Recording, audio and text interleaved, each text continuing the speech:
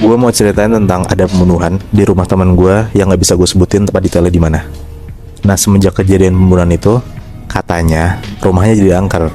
Dan ini terjadi pas dia masih di Kalimantan. Sekarang dia tinggal di Jakarta anyway. Waktu pas di Kalimantan itu, dia masih kelas 2 SD. Nama teman gue ini Ekel. Oke. Kejadian ini terjadi sekitar tahun 2000-an awal.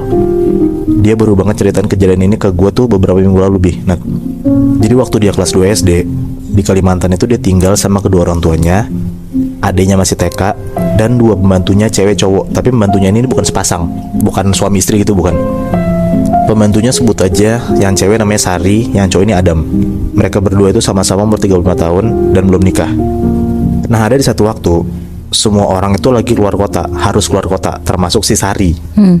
Nah, tapi Adam yang membantuin cowok ini diminta tolong sama bokapnya Ekel buat ngejagain rumah. Karena pergi seminggu, jadi si Adam ini minta izin sama bokapnya Ekel buat ngajak satu temennya nemenin dia nginep juga. Cowok juga namanya Aan. Nah, Aan ini sebenarnya emang anak buah bokapnya si Ekel. Jadi si Aan ini emang suka tinggal di kantor bokapnya, tapi sesekali ya dia suka tinggal di rumah Ekel lah. Kalau misalnya bokap itu minta bantuan apa, jadi si Aan ikutan nginep gitu loh. Ya, paham. Berarti jadi intinya si Adam ini disuruh jagain rumah yang kosong. Iya. Tapi dia minta ditemenin sama si Aan. Oke, sip. Udahlah, karena percaya banget sama Adam, akhirnya keluarga Ekel ini juga menyaudahkan aja si Adam ngajak Aan buat nginep. Keluarga Ekel cabut.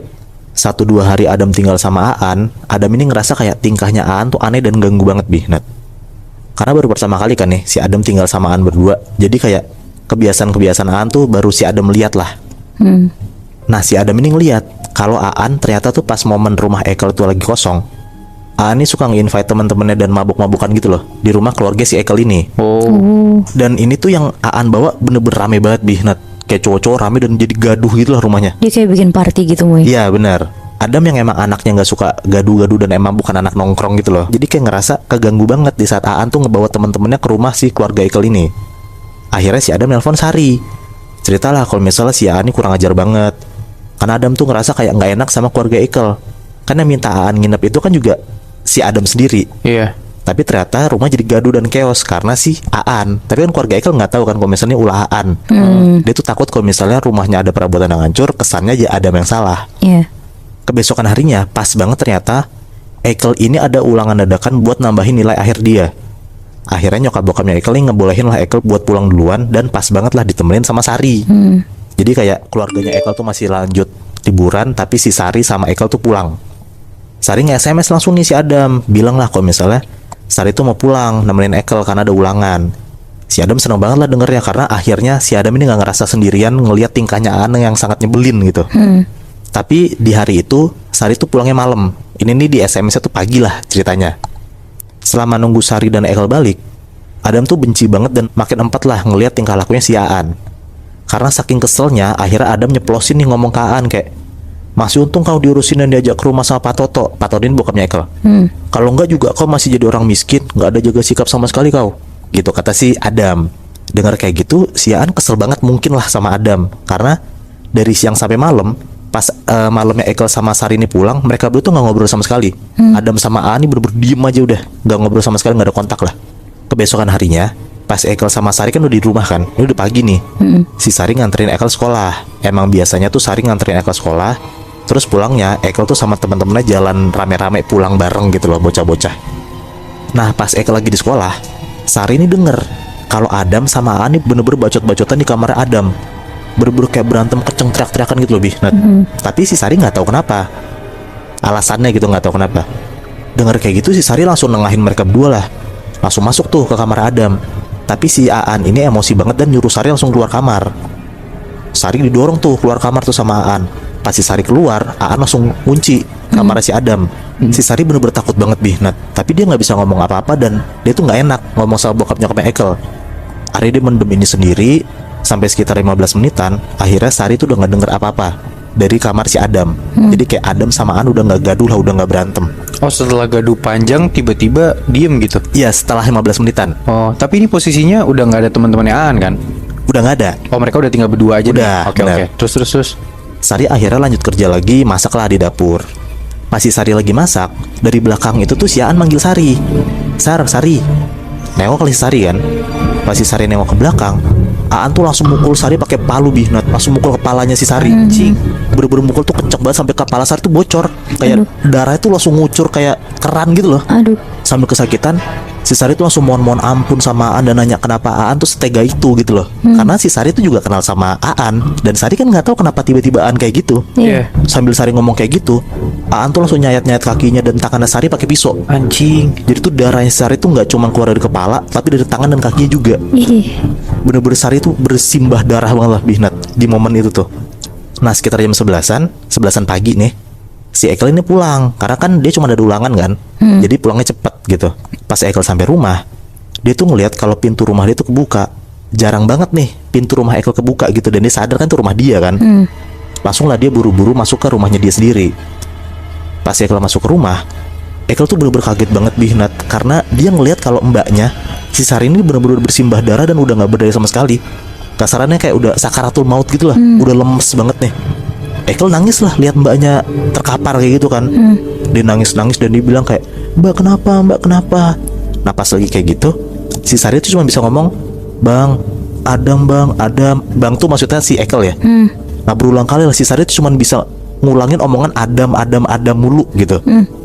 Ekel langsung lari nih ke kamar Adam, tapi ternyata kamar Adam dikunci. Ekel ngeliat di sebelah dia ada palu. Ekel kan nggak tahu kalau palu tuh bekas si Aan mukul si Sari kan. Iya.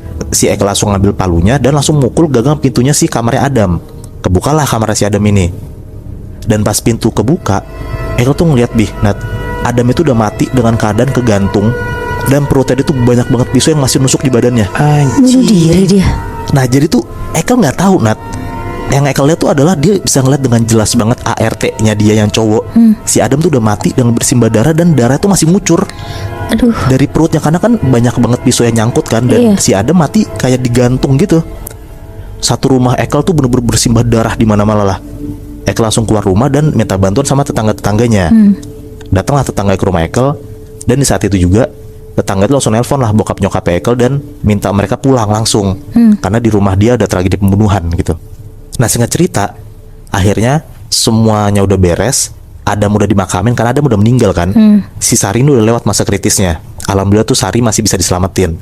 Dan si Aan ini tuh hilang entah kemana. Diceritain lah sama Sari sebener-bener tuh yang terjadi apa gitu loh. Kalau si Sari tuh dipukul sama Aan, dan Sari tuh yakin banget kalau misalnya Adam tuh meninggal karena dibunuh sama Aan. Tapi sampai saat ini motifnya masih nggak tahu Nat, kenapa si Aan tuh ngebunuh Adam. Karena kan Sari pun juga nggak tahu kalau misalnya ada sesuatu ini gitu loh. Iya. Yang Sari tahu cuman kayak Adam tuh benci banget karena tingkahnya Aan pas rumah tuh lagi kosong. Nah dari kejadian itu, seminggu kemudian satu keluarga Ekel tuh pindah ke Jakarta. Nah tapi sebelum Ekel dan keluarga pindah, mereka semua tuh jadi sering ngeliat ada sosok cowok yang suka nampakin diri tengah malam. Kayak orang tuanya Ekel tuh suka denger dari kamarnya si Adam ini kayak ada suara rintihan cowok kesakitan, kayak aduh gitu. Nah kadang si Ekel pun juga suka lihat gitu, kalau ada bayangan cowok gede gitu seliweran lewat tengah malam. Terus juga pas lagi Ekel lagi nonton TV sendirian di ruang tengah, Ekel tuh denger dari kamar Adam tuh ada suara kayak duk. Pokoknya kayak di kamar Adam tuh ada aktivitas lah gitu. Satu keluarga itu bener-bener gak bisa apa-apa dan harus nahan takut karena mereka tahu kayaknya arwah itu tuh arwahnya Adam. Dan satu minggu lagi kan juga mereka pindah rumah kan. Jadi ya kayak mereka sebisa mungkin menahan-nahan diri buat melewati fase-fase horor di rumah mereka itulah. Jadi ya udah, itu cerita temen gue pas masih kecil ngelihat dengan jelas banget ada pembunuhan di rumahnya. Dan setelah kejadian itu ya hal-hal horor menimpa Ekel sekeluarga. Tapi Muy, si temen lo itu sampai gede sekarang ini, dia masih ada traumanya gitu gak sih? Sebenarnya masih ada Nat. Sebenarnya masih ada, cuman setelah kejadian itu orang tua tuh langsung ngajak Ekel tuh ke psikiater. Mungkin itu salah satu cara buat Ekel tuh nggak stres lagi gitu lah. Pas dia ceritain ke lo, dia udah biasa aja atau Udah gimana? biasa aja.